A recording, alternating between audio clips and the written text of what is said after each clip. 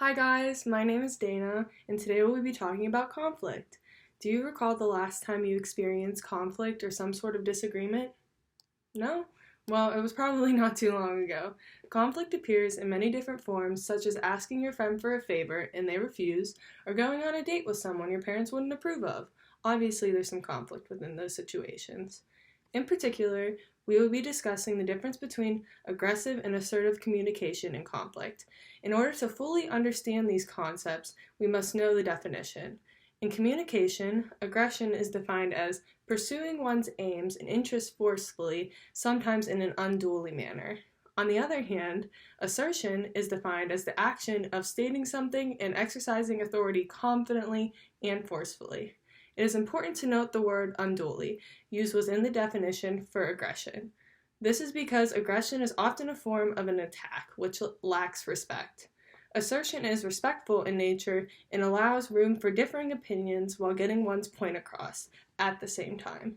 Here are examples of both assertive and aggressive approaches to conflict. An aggressive person carries the desire for self-expression to the extreme. Their competitive nature is focused on destroying their opponent's options.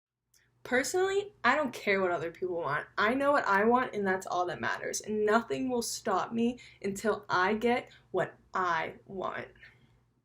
As an assertive person, you have a high concern for yourself and have the ability to be competitive without berating, ridiculing, or damaging other people.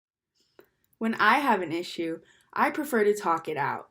I like to see it from their side as well to see if we can come to a compromise, but I still try and almost always get what I need as well.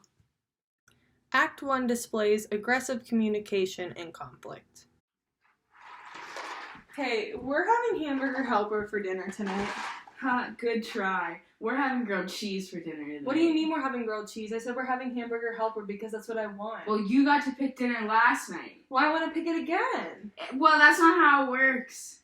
Well, it's how it works in this house. Not right? in this house. No. I pay the rent here. Act 2 displays assertive communication in conflict. Hey, so I was thinking that we could have hamburger helper for dinner tonight. You know, I really wanted grilled cheese. Well, I want hamburger helper, so what are we going to do? I mean, I guess we can have grilled cheese tomorrow since I picked dinner last night. Okay, perfect. Let's go. In Act 1, Natalie and I's communication styles were aggressive in nature. Neither one of us was willing to compromise on what we were going to make for dinner.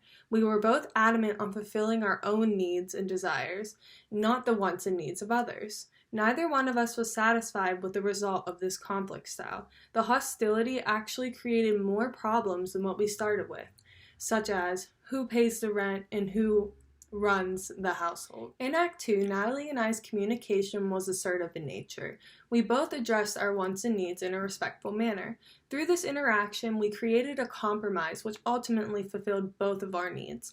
This type of communication creates a safe place free of hostility and aggression. It is important to note that aggressive communication and assertive communication are not the same thing. They are actually very different. Deciding to be aggressive versus assertive can ultimately impact the outcome of one's conflict.